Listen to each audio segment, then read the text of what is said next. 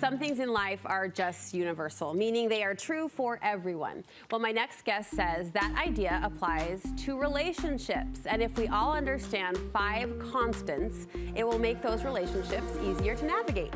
Studio 5 relationship contributor, Dr. Matt Townsend, is joining me. I'm so glad to see you. In the house. I know. Missed you over spring break. You have a good one? Yes. Got a little tan on. I can see. You're just very glowing. Little tan on. What did you do, by the way? Anything fun? We unpacked. Oh, that's right. Yeah, Mark you were busy. Traveled, and we just cozied in at home. Oh, and neat. yeah, That's he traveled for work, I should say. Yeah. He didn't just leave us. He didn't. To have I thought he left. Spring break he vacation. He got a new house, and he's gone. All right, explain this idea for us. You see that by understanding and acting on these relationships' truths, they can really enhance any relationship we have. Well, so think, if you've ever done something for a really long time, you should be getting better at it.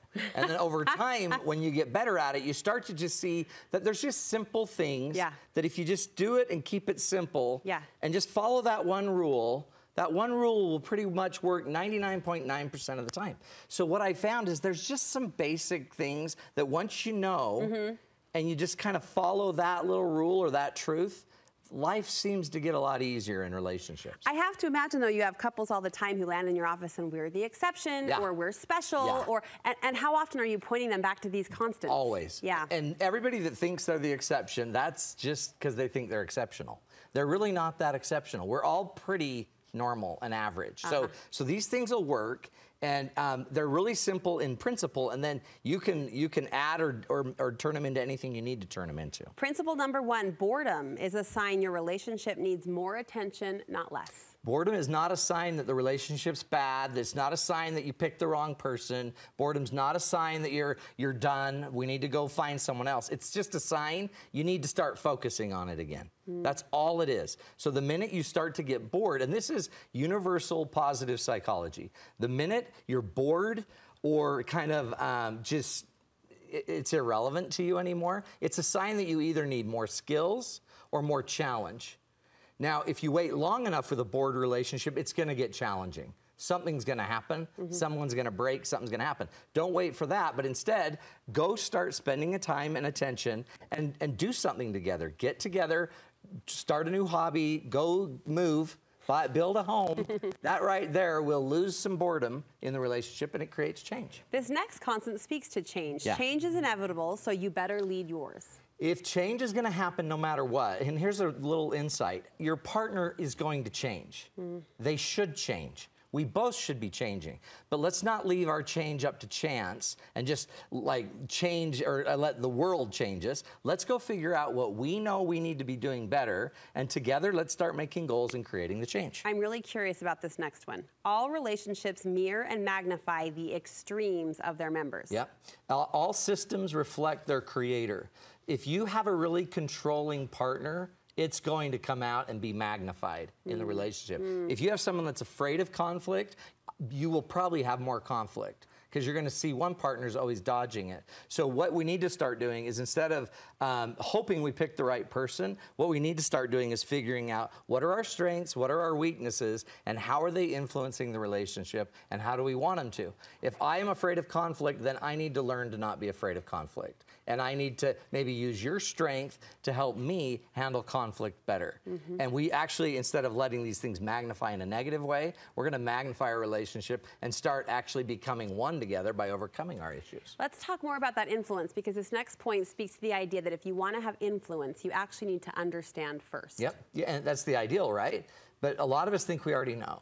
And if you have somebody that never changes, you've told them 100 times, you've talked to them 5,000 and nothing changes, they're probably not being influenced by you yet. So the key is they need more understanding. They need you to get into them more and understand more what's going on, so your solution is better. And why I love it is I love this idea that I'm going to like influence you. And by listening and understanding, I'll be more informed. But I will also actually, in a weird way, I'll enroll you more because you see that I went down that road with you. So it not only informs me to make better decisions with you so I can influence you, but it enrolls you in seeing that I'm with you and I get you and we're a team on this. And so the power of that, you can't count the power of understanding. So unseen benefits there.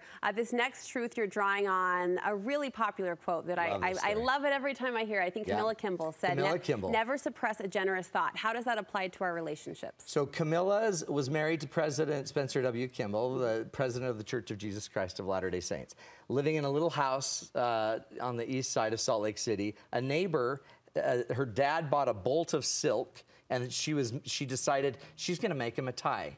Just a neighbor making the leader of the church a tie. And she made this beautiful silk tie that went with his blue suit. She then carried it over to the Kimball's house, and on the way up, she got this thought, what am I doing? This is presumptuous. How can I just make him a tie and then take it to the door? So she got a little afraid and started to turn around at the doorstep, but Camilla Kimball saw her turn away. So she went and answered the door and talked to her neighbor and said, what's going on? Where are you going? And she goes, oh, I feel so bad. I made this tie and it's so presumptuous. And then Camilla Kimball taught her this point: never suppress a generous thought. When you have a prompting to do something good for your partner, you do it. Regardless. And you do it because the prompting's coming from somewhere. But when we do the good things, what's weird is we feel good.